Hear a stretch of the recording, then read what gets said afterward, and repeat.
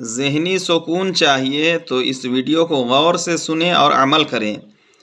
جب انسان غیر ضروری سوچوں کا بوجھ اتار دیتا ہے، وہیں سے ذہنی سکون کا سفر شروع ہوتا ہے۔